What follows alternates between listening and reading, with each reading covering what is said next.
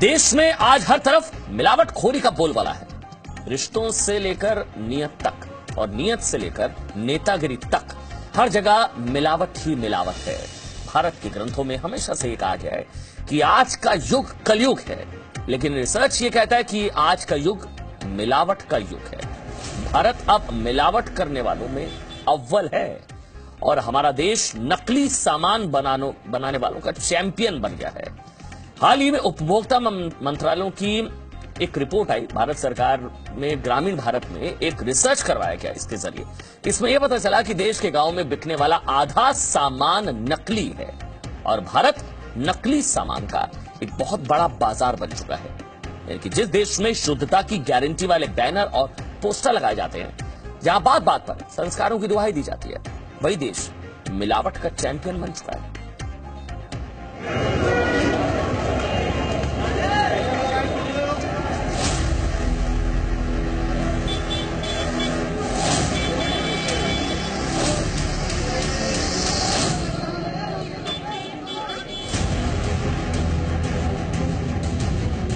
Baby lips है, ये नकली है, साफ दिखाई दे रहा है।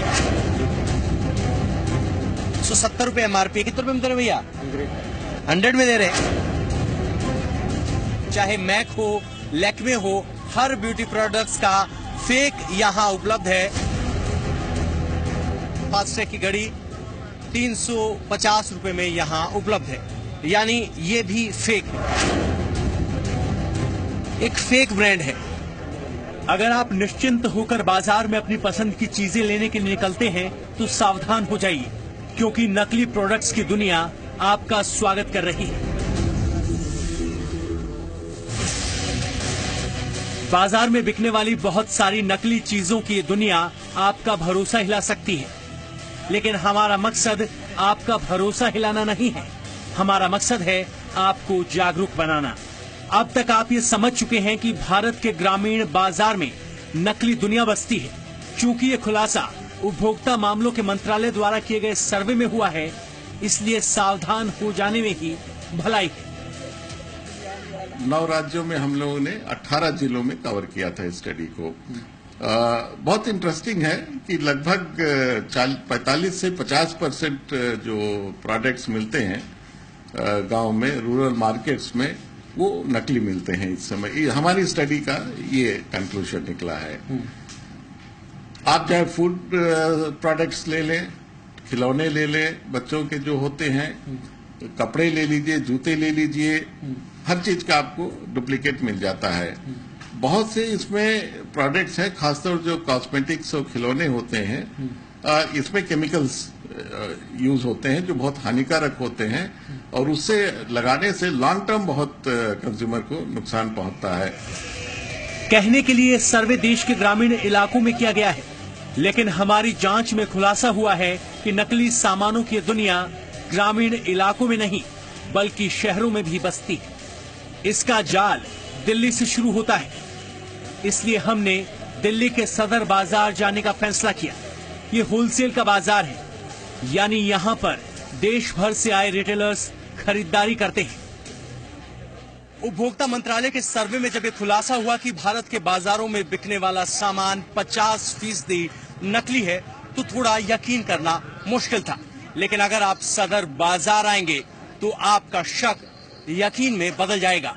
बड़े से बड़े ब्रांड और बड़े से बड़ी कंपनी के फेक प्रोडक्ट्स धड़ल्ले से सदर बाजार में मिलते हैं। यहाँ आकर हमारे होश उड़ गए। आप नाम लीजिए और उसी प्रोडक्ट की नकल यहाँ उपलब्ध है। ये मटके वाली गली है, कॉस्मेटिक के सामान के लिए जानी जाती है। यहाँ आपको ब्यूटी पार्लर चलाने वालों से लेकर ब्यूटी प्रोडक्ट्स बेचने वाले सब मिल जाएंगे और यहाँ आपको मिलेगी बड़े से बड़े सामान की नकली copy. Fair and lovely BB और पॉन्ड्स BB+।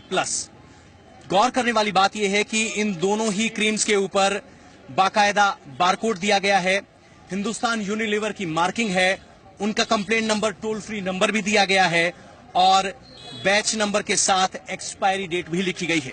ऐसा ही कुछ आपको इस क्रीम पर भी नजर आएगा।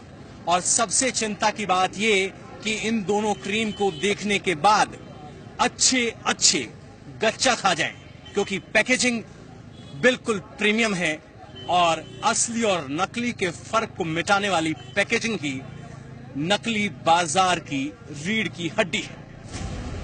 हमने एक बड़े ब्रांड की 18 ग्राम की पैकिंग खरीदी, इसलिए एमआरपी वैसे तो 140 रुपए है, लेकिन हमें ये क्रीम सिर्फ 75 रुपए में मिल गई। ठीक इसी तरह एक और ब्रांड की क्रीम जिसकी एमआरपी 80 रुपए थी, उसे हमने 50 रुपए में खरीद लिया। अब जरा इस लिपस्टिक को देखिए, पैकिंग ऐसी कि बिना इस्तेमाल किए कोई भी नहीं बता सकता कि नकली है। मेरे हाथ में लैक्मे की लिपस्टिक है, ये एकदम हूबहू ओरिजिनल दिखाई देगी, बारकोड आपको दिखाई देगा। इसके अलावा एमआरपी 295 रुपए जो कि असली प्रोडक्ट का होता है वो दिखाई देगा, बैच नंबर दिखाई देगा और एक्सपायरी डेट दिखाई देगी। इसको देखने के बाद बड़े बड़े भी अंदाजा नहीं लगा सकते कि ये नकली है। ये हमने सदर बाजार से हासिल की है और पूरे भारत में यहीं से रिटेल तक सामान पहुंचता है।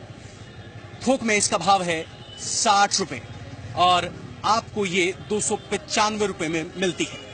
आप अंदाजा लगाइए, जो चीज थोक में 60 रुपए में मिल रही है वो बनाने में कितने रुपए खर्च हुए होंगे और उसकी क्वालिटी क्या होगी। हमने आपका शक दूर करने के लिए कंपनी की हेल्पलाइन नंबर पर फोन किया, यानी वो नंबर जो नकली प्रोडक्ट पर लिखा हुआ था। कोई डिफरेंस नजर नहीं आ रहा है मैम, तो इसका मतलब क्या मैं मानूं ये असली है? अच्छा, क्योंकि सर आप तो उसके रेगुलर यूजर हैं, क्या आपको डुप्लीकेट जैसे लगती है? नजर आता है कि सर उसमें डुप्लीकेट है प्रोडक्ट, आपको कोई डिफरेंस नजर नहीं आ रहा है ना, तो वो प्रोडक्ट असली है सर। अब उसका इस्तेमाल किया। अच्छा, डिफरेंस नहीं नजर आ रहा है तो इसका मतलब असली है।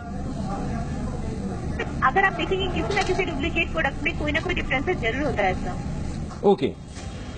ये सब जानने के बाद हमने लोगों का मन टटोलने की कोशिश की और पूछा कि क्या उन्हें इन नकली प्रोडक्ट्स के बारे में कोई जानकारी है। फेक और जिसने ओरिजिनल यूज करा है वो फेक का पता लगा सकता है, पर जिसने ओरिजिनल का यूज नहीं करा वो वन वे फेक का पता नहीं लगा सकता। नहीं, एक्चुअली थोड़ा सा कंपनी वगैरह देखकर इसका और जो लोगो होता है उससे थोड़ा सा लग जाता है, अंदाजा लगा लेते हैं। तो क्या आपको लगता है कि आपको प्रोडक्ट जो मिलता है वो असली मिलता है? नहीं, एक्चुअली देखिए आजकल तो जो कंपनीज के भैया है ना, उसमें भी टैग होगा कंपनी का और होगी लोकल चीज। डिफरेंस पता करना तो बहुत मुश्किल है। आप यूट्यूब पे वीडियोस वगैरह देख के फिर भी आइडेंटिफाई कुछ की फैक्टर्स पता कर सकते हो, वरना तो अगर वही बात है कि अगर रोड पे मिल रहा है तो वो नकली लगता है, स्टोर में चला जाए वही नकली चीज, तो आप आइडेंटिफाई नहीं कर सकते हो जल्दी से। महिलाओं से बात करने के बाद स्पष्ट था कि नकली सामान की समस्या असली है और लोगों की स्किन को असली नुकसान पहुंचा रही है। अगर फेक प्रोडक्ट्स होते हैं जो, और अगर हम उसको लॉन्ग टर्म में इस्तेमाल करते हैं तो आप नोटिस करेंगे कि चेहरा, फिर अगर चेहरे पे इस्तेमाल करते हैं तो स्वेलिंग होनी शुरू हो जाती है जिसको मून फेसिस कहते हैं। चेहरे पर बाल उगने शुरू हो जाते हैं और ये सारे साइड इफेक्ट्स होते हैं स्टेरॉइड मिक्स होने के कारण। ये नकली प्रोडक्ट बिना किसी जिम्मेदारी के बनाए जाते हैं और इनका इकलौता मकसद मुनाफा कमाना होता है। अभी तक का जो तजुर्बे में देखने में आया है, जिम्मेवारी कोई लेता नहीं। अगर कंपनी से पूछा जाए तो कंपनी कहती है हमारा हो ही नहीं रहा, क्योंकि उनको अपनी साख बचानी है। वो पब्लिक में ये चीजें नहीं जाने देना चाहते कि हमारा नकली मार्केट में है, क्योंकि अदरवाइज उसका फायदा कंपटीटर जो है वो उठा लेगा। जिम्मेवारी जबकि बनती उन्हीं की है, ब्रांड उनका है, प्रॉफिट वो ले रहे हैं। कंज्यूमर के प्रति जिम्मेवारी उनकी है कि उसको सही सामान मिले। हमारे देश के अलग अलग हिस्सों में नकली सामानों की समस्या बिल्कुल असली है, लेकिन उस पर लगाम लगाने का कोई कारगर तरीका मौजूद नहीं है। अगर है भी तो सिस्टम की इच्छा शक्ति दिखाई नहीं देती। सरकार देखती है कि हमने कानून बनाया है, कानून बहुत सख्त है, इसके हिसाब से काम होगा। इम्प्लीमेंट करना सरकार का काम नहीं है, वो नीचे के ओहदे वालों का काम है। ड्रग कंट्रोल को कॉस्मेटिक्स पे ड्रग एंड कॉस्मेटिक एक्ट अलग है, जो उनकी जिम्मेवारी बनती है उसको पकड़ना। मैंने पिछले दिनों एक दवाई, मुझे शुगर है, एक दवाई मैंने पीछे से ली, जबकि मैं कहीं टूर पे जा रहा था, घर से दवाई भूल गया तो रास्ते में कहीं एक लोकल स्टोर से मैंने वो ले ली और जब मैं 5वें दिन दिल्ली वापस पहुंचा तो मुझे गैंग्रेन हो चुका था। मेरा ऑपरेशन हुआ, 2 लाख 3 लाख रुपए ऑपरेशन में खर्च हुए, मैं जिंदा बच गया। लेकिन उसके बाद से मैं सिर्फ इतना सोचता हूँ, मैं क्लेम किस पे करूं? मैं खुद उदाहरण हूं, लेकिन मैं खुद नहीं समझ पा रहा हूं 38 साल काम करने के बाद कि मैं किस पे क्लेम करूं। सरकार के हमें तो पता ही नहीं। अगर ड्रग कंट्रोल से हम बहुत कोशिश कर रहे हैं। कंपनी के ब्रांड से कहूं तो कैसा, ये मेरी जिम्मेवारी नहीं है। आपने फेंक ली, आपको जो मिली थी वो नकली थी, तभी तो आपको ऐसा हुआ। नहीं तो आप तो हमारे 3 साल से हमारी दवाई खा रहे हैं। तो अभी तक ये तय नहीं है कि जिम्मेवारी किसकी।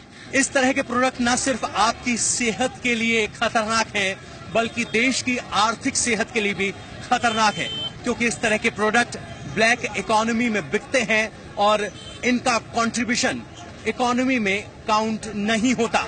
आप अंदाजा लगाइए, जब 50% प्रोडक्ट नकली होंगे तो आर्थिक नुकसान कितना ज्यादा होगा। पवन नारा, जी मीडिया, दिल्ली।